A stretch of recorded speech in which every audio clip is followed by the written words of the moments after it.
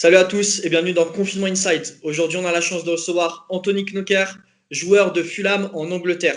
Anthony, on voulait s'intéresser sur ton quotidien pendant le confinement et bien sûr évoquer la reprise qui arrivera en cette fin de mois de juin.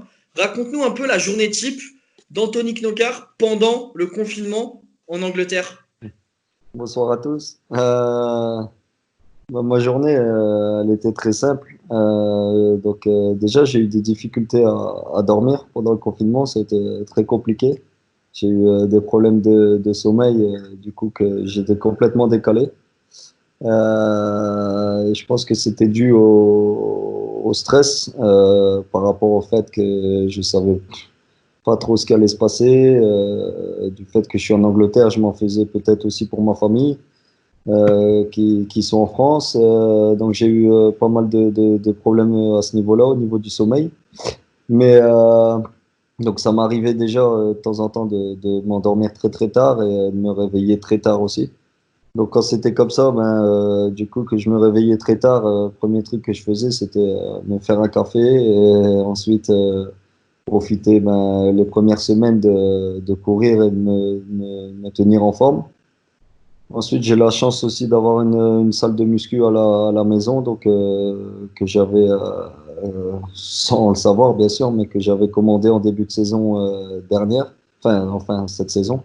Et j'ai vraiment une belle salle, j'ai presque tous les équipements qu'il faut, donc sur ça, ça n'a pas été un souci pour moi. Je pense qu'il y a beaucoup de joueurs à ce niveau-là qui ont dû souffrir. Mais pour moi, ça a été génial à ce niveau-là. Maintenant, les premières semaines, avec mes problèmes de sommeil, j'ai quand même été complètement décalé et du fait que je me réveillais très tard aussi, puisque je dormais pas beaucoup la nuit. Du coup, je faisais mon programme directement en me levant, enfin, tu vois, après mon café et tout ça. Pardon. Et ensuite, après ça, souvent, j'essayais de m'occuper au mieux. J'appelais la famille, j'étais en FaceTime avec des amis.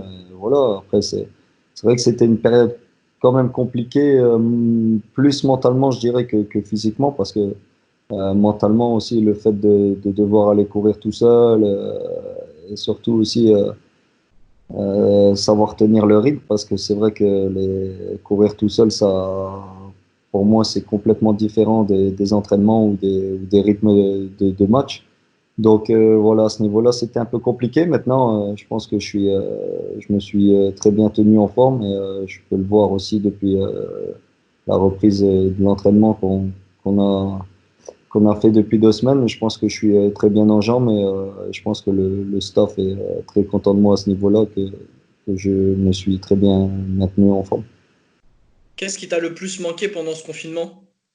Ma famille, puisque pour moi, c'est vrai que c'est difficile. Après, ils sont pas à l'autre bout du monde, mais bien sûr que je pouvais pas prendre le risque de rentrer. Le club nous l'avait interdit. Après, je sais que dans d'autres clubs, il y en a qui ont eu la chance de pouvoir rentrer dans leur pays. Mais moi, malheureusement, j'ai pas eu cette chance-là. Et c'est vrai que ça a été un peu compliqué mentalement, mais voilà, le plus dur est passé, je dirais. Maintenant, je me concentre sur une fin de saison pour nous qui va être primordiale pour nous, les joueurs, et pour le club aussi, de remonter en première ligue. Justement, avant de revenir sur cette saison, je voulais revenir sur tes débuts, s'intéresser davantage à toi. Comme tu disais tout à l'heure, des gens pensent que tu es français, que tu es belge, mais pas du tout, tu es bien français. Raconte-nous un peu tes débuts. À quel âge et quand tu as commencé à jouer au football? J'ai commencé à l'âge de 4 ans, donc vraiment très très jeune, dans un petit village d'où je suis originaire.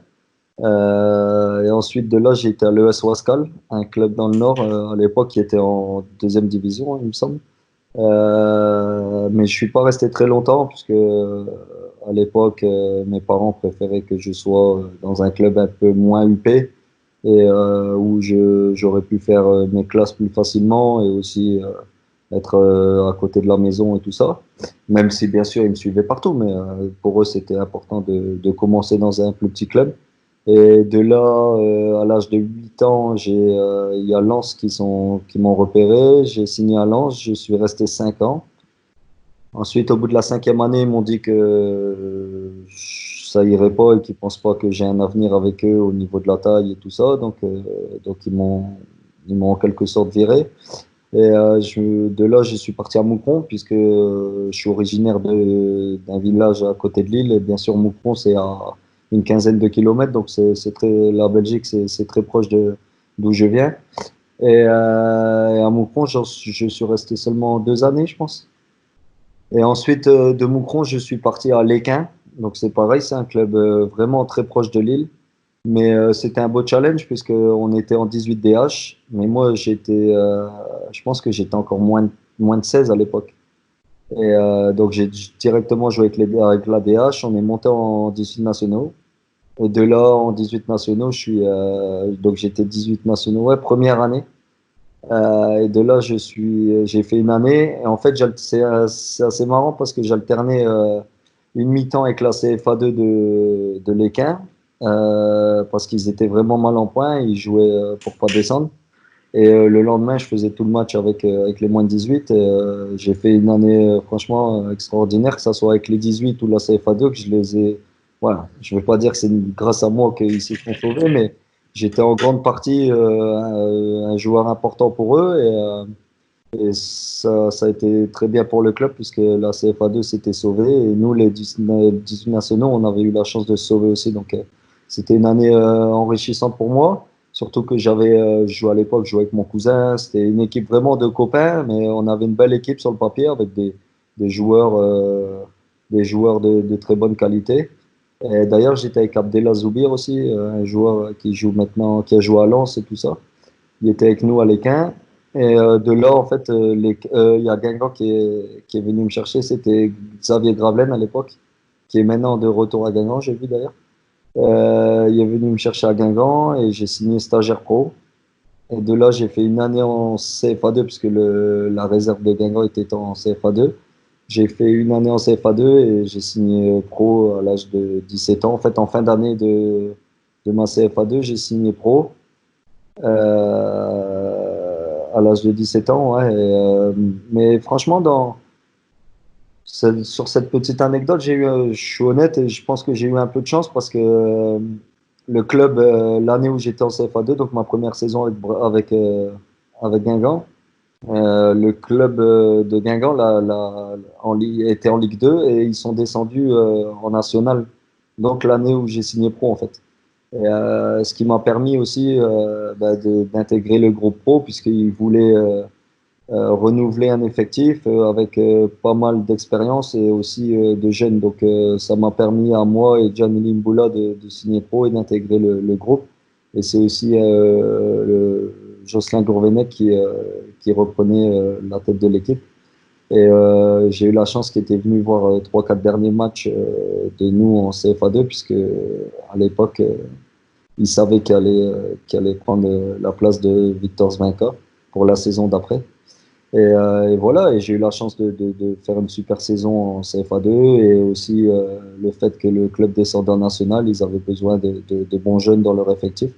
Et j'ai signé pro grâce à ça. Maintenant, la première année en national, bon, j'ai pas trop joué puisque j'étais encore très très jeune et bien sûr, voilà, il fallait le temps, il y avait aussi beaucoup d'attentes au niveau du club puisque le club jouait la montée en Ligue 2 directement, bien sûr, et on a eu la chance de monter. Donc pour une première saison, je pense que c'était un super souvenir. Et de là, ma montée en Ligue 2, les 4-5 premiers mois, j'ai pas beaucoup joué. Donc en fait, de août à novembre, je pense même pas avoir commencé un match. Donc je faisais franchement, je rentrais souvent et tout ça, mais je veux dire, après, quand tu es jeune comme ça et tout, tu meurs d'envie de jouer, donc ça commençait à faire long quand même. Jusqu'à Jocelyn Gourvenec, la veille d'un match contre Lens à Bollaert. Il m'a convoqué en fait à l'hôtel, on était à l'hôtel, il m'a convoqué dans sa chambre et il m'a dit écoute Anto, de toute manière je pense qu'à un moment donné tu méritais ta chance aussi et il m'a dit je suis très touché par l'histoire qui s'est passée avec Lens quand ils t'ont viré pour ta taille et tout ça et demain je sais que ce match il te tient à cœur et je vais te faire jouer, je vais te faire commencer et voilà, prouve-moi que tu peux avoir ta place dans cette équipe et j'espère que si ça se passe bien, tu pourras avoir un rôle à jouer avec nous jusqu'à la fin de saison. Et franchement, j'ai eu la chance de faire un match extraordinaire à Bollaert. Et en plus, on gagne 2-0. Et voilà, c'est ça qui a un peu, entre guillemets, lancé ma carrière.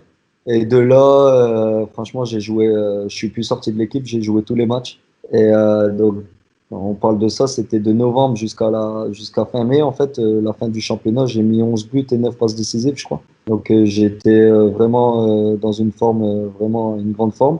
Et, euh, et ça m'a permis de m'ouvrir des portes. Après, franchement, je ne vais pas le cacher, j'étais encore très jeune, donc j'étais bien à Guingamp. Je chantais que Jocelyn commençait à me faire confiance, il comptait sur moi.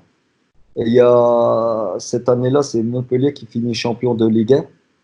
Et à la fin de la saison, pendant le mercato, il y a Montpellier qui fait une offre pour moi en fait. Et moi, je suis là, à l'époque, j'ai quoi, 19 ans? Ouais, ouais, c'était 2 ans après que j'ai signé pro, donc 19 ans. J'entends Champions League, ça me fait rêver, donc je me dis, voilà, pourquoi pas, je peux pas refuser un club de ce standing qui jouera la Ligue des Champions l'année d'après. Donc, je dis à mon agent, écoute, moi, je suis partant et tout ça. Et en fait, ça a capoté avec le prix du transfert et tout ça. Guingamp demandait trop, tout ça. Et moi, le truc, c'est qu'il me restait qu'un an de contrat après ça. Donc, une fois qu'ils ont, entre guillemets, un peu privé mon rêve de gosse de pouvoir partir dans un club qui allait faire la Ligue des Champions et tout, j'ai un peu mal pris la chose, donc j'ai dit à mon agent qui prévenait le club que moi je prolongerai pas au club et que j'essayerai de partir libre à la fin de saison. Donc de ce fait-là, il y a Leicester qui est arrivé au même moment et qui a fait une offre et beaucoup moins importante que celle de Montpellier. Et au final, ils ont accepté puisque je leur avais dit que je ne partirais pas, que j'essayerais de partir libre à la fin de saison. Donc financièrement, c'était beaucoup plus rentable de me vendre à ce moment-là. Et donc, je suis parti à Leicester, mais franchement, dans l'inconnu absolu, je savais pas du tout où c'était en Angleterre. Mais après, il y a deux facteurs qui ont joué, je vais pas le mentir. Déjà, c'est l'argent, puisque, bien sûr, à l'époque, voilà, quand on parle de salaire comme Leicester me parlait à 19 ans, ben, t'hésites pas. Et aussi le fait que c'était pour moi un rêve de gosse aussi de pouvoir partir en Angleterre et jouer. Voilà, moi, je me voyais déjà un jour finir en Première Ligue. Enfin, voilà, je pensais déjà à tout ça. Et j'ai dit à mon agent, écoute, ça me fait pas peur. De toute manière, tu sais que j'aime les défis. Et, autant y aller. Donc, je suis parti à Leicester. Et, franchement, ça s'est super bien passé. J'ai gagné un titre avec eux. Ils montent en Première Ligue. En Première Ligue, c'est vrai que j'ai pas beaucoup joué du tout avec Leicester. Et de là, je suis parti au Standard de Liège. Standard de Liège, j'ai passé 6 mois vraiment bien. Après, c'est vrai qu'on avait une équipe vraiment jeune. Ils étaient en pleine reconstruction, donc c'était un peu difficile. Mais les supporters sont géniaux. Franchement, j'ai que des bons souvenirs. Une sacrée ambiance, tout ça. Et, mais après 6 mois, en fait, en fait, j'avais peur de mon avenir là-bas. C'est le fait, c'est que le championnat est vraiment, pour moi, plus faible de ce que j'avais fait auparavant, et j'avais peur un peu de m'enterrer là-bas. Donc, il y a Brighton qui est venu en janvier, 6 mois après que j'ai signé au Standard, qui a fait une offre pour moi. Et moi, voilà, je me disais, c'est quoi le mieux, de rester au Standard et espérer mieux, ou repartir en Angleterre dans un championnat où je connais. Et voilà, et moi, j'ai eu des très bons souvenirs à Leicester avant ça, et j'ai toujours adoré l'Angleterre.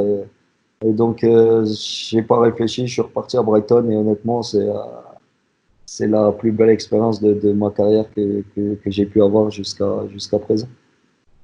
Pendant toutes ces années, est-ce que tu as des joueurs qui t'ont inspiré pendant ton enfance, par exemple, jusqu'à ta carrière aujourd'hui?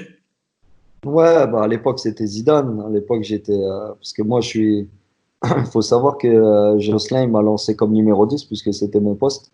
Et c'est seulement en arrivant en Angleterre qu'ils m'ont fait jouer à droite, ailier droit. Donc, mais ouais, Zidane, pour moi, c'était un modèle. C'est quelqu'un que, même encore maintenant, ça m'arrive de regarder ses vidéos sur YouTube. Pour moi, c'est mon idole sur niveau football. Il m'a toujours fait rêver. Il me donnait vraiment du plaisir à regarder du football et ça a toujours été mon exemple. Maintenant, depuis que je suis passé ailier, maintenant ça fait plus de 8 ans. Donc pour moi, limite, je serais perdu si on me mettait en 10. C'est plus les mêmes repères et tout ça. Donc maintenant, je regarde plus souvent des ailiers. Et j'essaye de me focaliser sur mon poste. Mais non, par Zidane, franchement, après, il y a des beaux joueurs, il y en a. Il y a Messi, Messi pour moi qui est le meilleur joueur de tous les temps, même si le style de jeu à Zidane me faisait plus rêver. Non, des bons joueurs, j'en aime beaucoup, mais je suis pas focalisé sur un joueur ou deux spécialement. J'aime le foot en général. Je regarde énormément de matchs durant la saison à la télé ou même ici. Je vis à Londres. Ça m'arrive d'aller à Stamford Bridge qui est à 10 minutes de chez moi. Ça m'arrive d'aller voir des matchs comme ça. Même souvent quand mon fils est à la maison, je le prends avec comme c'est un fou du football, ça lui fait plaisir aussi. Non, j'aime bien le football en général plus que être fan de certains joueurs, même si bien sûr, je prends du plaisir à regarder des beaux joueurs. Tu évoquais tout à l'heure ton parcours. Il y a également un parcours avec l'équipe de France, avec le tournoi de Toulon, Ouais. avec cette finale malheureusement perdue contre la Colombie. Raconte-nous un peu ce tournoi, comment tu l'as vécu et surtout avec l'équipe de France, malheureusement avec cette finale perdue contre James Rodriguez, d'ailleurs élu meilleur joueur du tournoi cette année-là. Exactement. Non, franchement, dans ma carrière, c'est des souvenirs extraordinaires. Après, malheureusement, j'aurais pas eu la carrière Mbappé ou des joueurs comme ça, mais je pense que c'est des souvenirs que j'oublierai jamais. Je pense que quand t'as 19 ans et que à l'époque c'était à Guingamp, quand Jocelyn il m'appelle dans son bureau, il me dit Anto, félicitations, t'as été appelé en équipe de France. C'est extraordinaire, c'est des moments inoubliables. Et je pense que au-delà de ça, c'était plus pour ma famille que j'étais heureux parce que quand je sais que, par exemple, mon père, il a tout donné, paix à son âme, pour que j'en arrive où je suis, c'est des moments où j'oublierai jamais. Et je pense que c'est des moments ouais, qui resteront gravés dans ma mémoire. Ça a commencé au tournoi de Toulon et ensuite j'ai eu la chance aussi de pouvoir faire les espoirs aussi, qui était un moment inoubliable quand on entend l'hymne de la France, c'est quelque chose, tu te rends compte qu'en fait, tu es en train de représenter ton pays, même si c'était pas l'équipe A, mais pour moi, dans mon cœur, en tout cas, ça restera quelque chose d'inoubliable. Et dans mon cœur à moi, c'est comme si j'ai eu une sélection en or, entre guillemets, parce que c'est déjà dur pour moi d'accéder aux espoirs, et sachant à l'époque la génération qu'on avait, Varane, Griezmann, des joueurs comme ça, où dans 20 ans, quand mon fils il grandira bien, j'aurai la chance de lui montrer des photos ou même des vidéos que j'ai. C'est extraordinaire. Donc non, c'est vrai que c'était des expériences extraordinaires. Et ça reste, je pense, avec Brighton, mes plus beaux souvenirs dans ma carrière. On parle beaucoup de foot depuis tout à l'heure. Est-ce que tu as une passion à nous partager? Quelque chose qui te fait vibrer peut-être au quotidien à côté du football?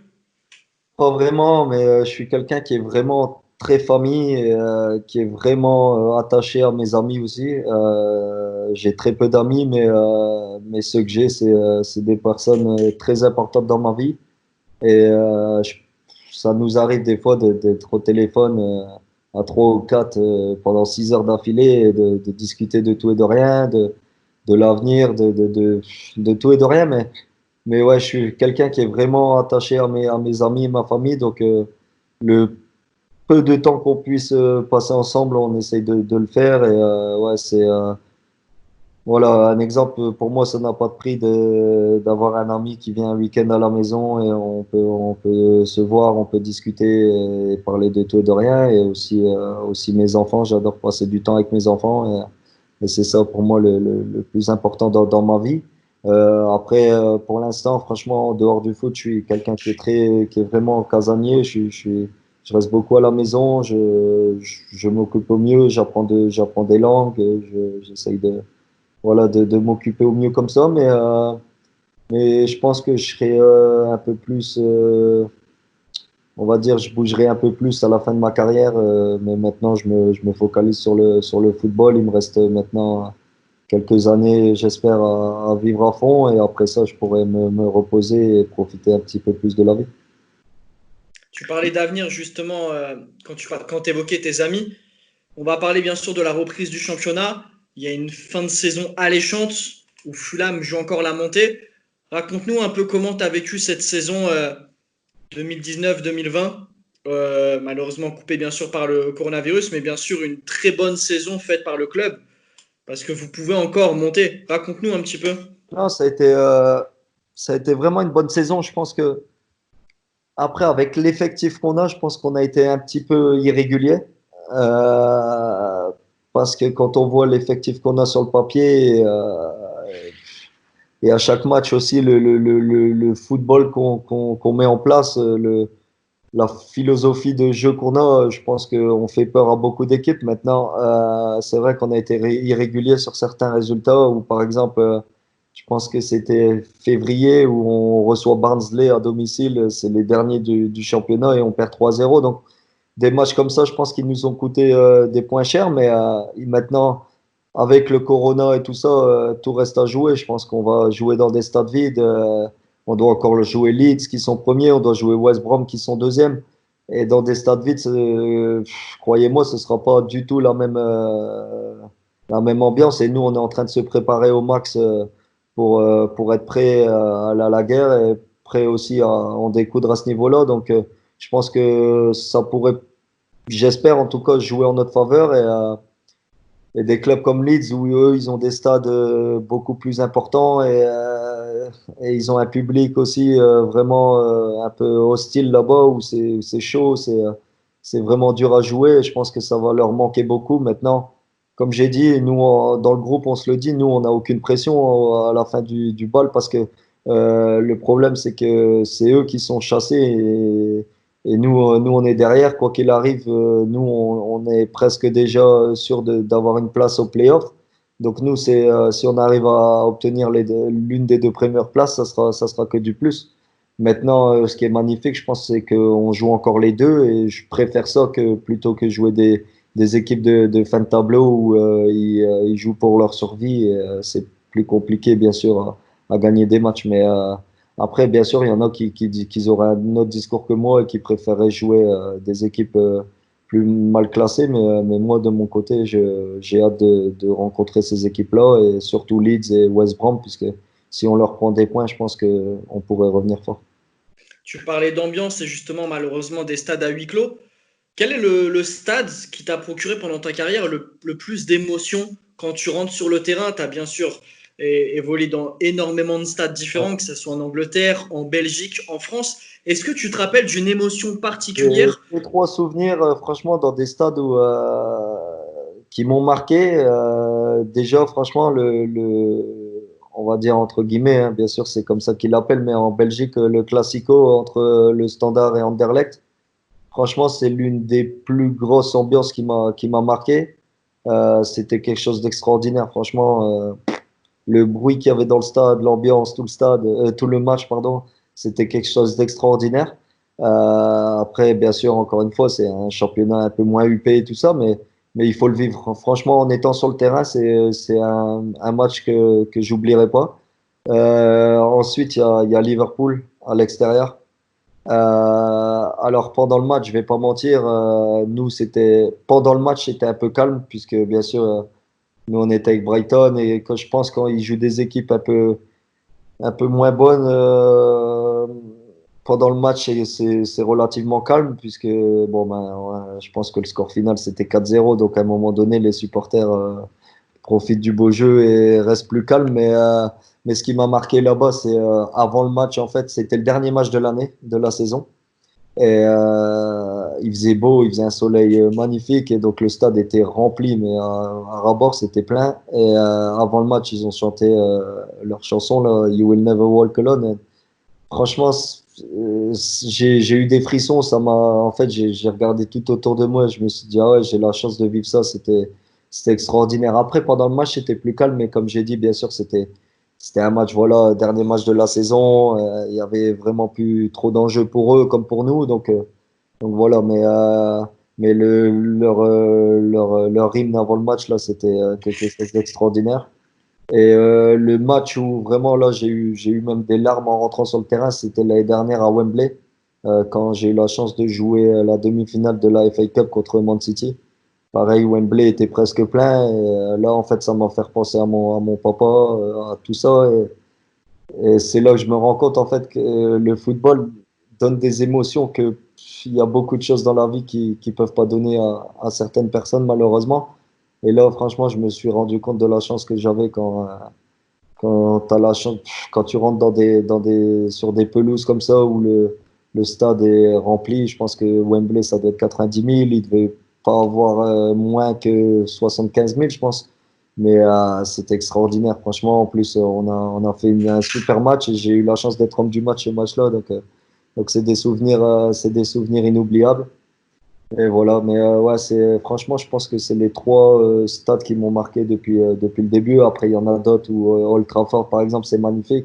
Mais comme je le dis, je pense que ces stades-là, il y a une vraie ambiance, une vraie ferveur quand ils jouent des derbies ou quand c'est des matchs plus importants pour eux. Je pense que, à mon avis, l'ambiance peut être beaucoup meilleure que quand ils jouent contre nous à Brighton, par exemple. Et est-ce que pendant ta carrière, tu as un joueur que tu penses qui est sorti vraiment du lot lors d'un match qui t'a vraiment plus impressionné qu'un autre? Parmi lesquels, bien sûr, que t'as pu évoluer peut-être avec, ou bien sûr que tu as Après, pu pas affronter. évolué, je pense que c'est Mahrez, parce qu'après, j'ai pas eu la chance non plus de faire des grosses écuries dans ma carrière. Mais j'ai eu la chance d'évoluer avec Riyad Mahrez. Pour moi, c'est un phénomène. Et voilà, il est complet. Il y en a beaucoup qui parlaient de son physique, mais je pense que c'est peut-être justement ça qui l'aide. Moi, pour moi, son agilité et ses feintes de corps, ça vient de là. Et un joueur comme Riyad, par exemple, je pense qu'il serait plus costaud et plus trapu. Je pense que ça l'aiderait pas du tout. Et voilà, pour moi, non, c'est vraiment un technicien pur et il fait plaisir à voir jouer. Après, je pourrais citer presque tous les joueurs de Liverpool, de Man City, mais un qui m'a marqué vraiment, déjà, c'est De Bruyne aussi. De Bruyne, il m'a vraiment marqué. Il met des passes laser, franchement, sur le terrain. Tu te dis comment c'est possible, en fait. Il regarde même pas. Au moment où il centre, au moment où il fait une passe claquée, il lève jamais la tête, mais il sait où le mec est placé. Il sait exactement où il faut la mettre. Et, la balle, elle arrive dans les pieds. Et il y a aussi Agüero, pour moi, Agüero qui m'a vraiment marqué, en fait. Il fait des appels de balles. Et ses premières touches, comment il est à droit devant le but, en fait, ça m'a marqué parce que sur le terrain, tu t'en rends compte les appels qu'il fait, tout ça, au moment où quelqu'un lui met, et tout ça, franchement, c'est quelque chose que j'ai rarement vu, en fait, un attaquant contre qui j'ai joué ou avec qui j'ai joué qui est aussi intelligent que lui dans son jeu. Et même s'il reste encore pas mal d'années, comme tu disais, pour ta carrière, quel est pour le moment le meilleur souvenir justement de ta carrière? C'est la montée avec Brighton, en anglais, on dirait it's the whole package. Ça veut dire que en fait, c'est tout le package du jour de la montée jusqu'à la parade qu'on a eue dans le centre-ville. Ça restera pour moi quelque chose d'extraordinaire. Une petite anecdote, par exemple, le jour de la montée, en fait, donc nous, on jouait à 15 heures, il me semble. Et en fait, pour eux, c'était bank holiday, c'est-à-dire que c'est un week-end où c'est un jour férié et tout ça. Donc, week-end prolongé. Donc, je pense qu'on a joué un lundi. Et donc, nous, on jouait à l'avance. Et le troisième, Huddersfield, jouait parce que c'était diffusé à 17h30, donc après notre match. Mais il fallait que Huddersfield fasse un nul ou perdre et que nous, on gagne pour monter. Et en fait, ça s'est passé exactement. En fait, c'est assez comique parce que nous, on a gagné notre match et en fait, il n'y a que le goal average qui pouvait pas nous faire monter. Il restait 3 matchs avant que Dorsfield joue, hein. Ouais. Mais le fait qu'on avait gagné, notre goal average était franchement, je sais pas, de 25 buts d'écart. Donc, il restait 3 matchs. Donc les supporters, pour eux, dans leur tête, c'était déjà fait. Donc tout le stade rentre, les supporters rentrent sur le terrain à la fin du match.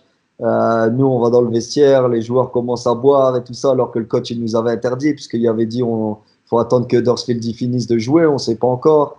Donc tous les joueurs commencent à boire, ça part en n'importe quoi.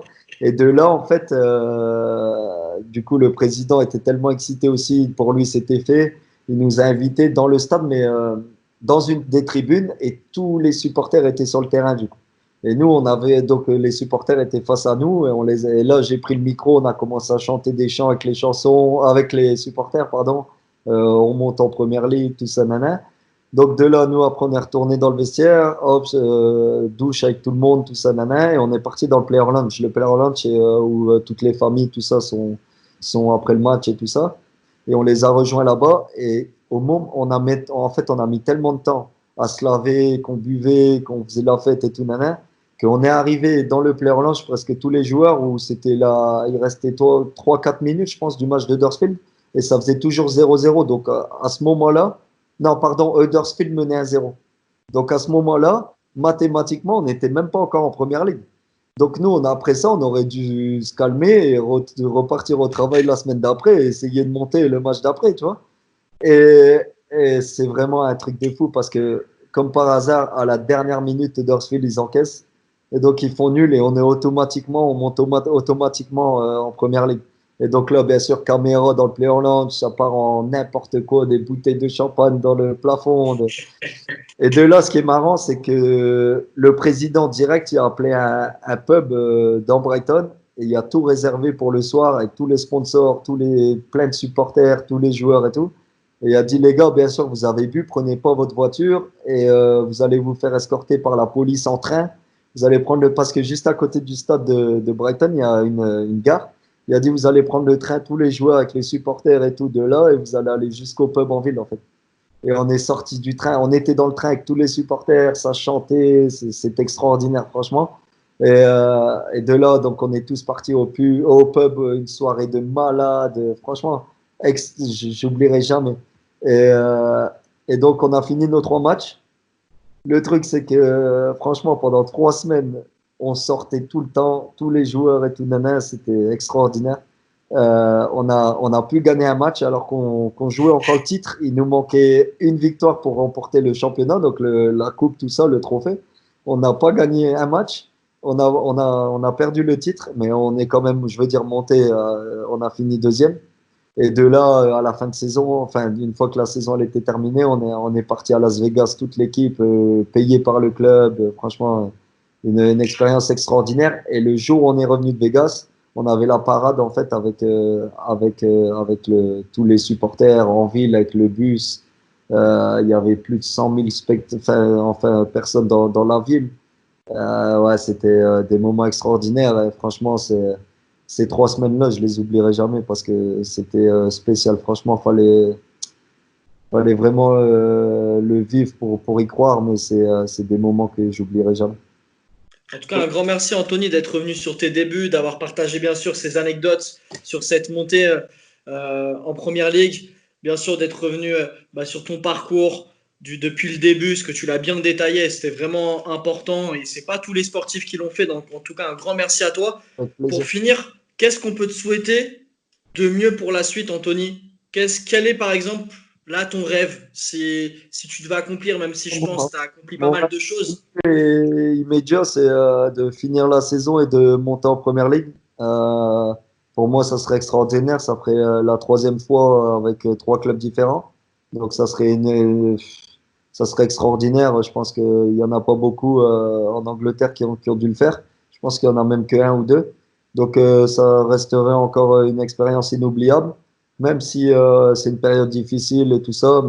Mais je pense que je l'oublierai toujours pas. Et après ça, ben, j'espère, je verrai déjà ce que je fais de mon avenir.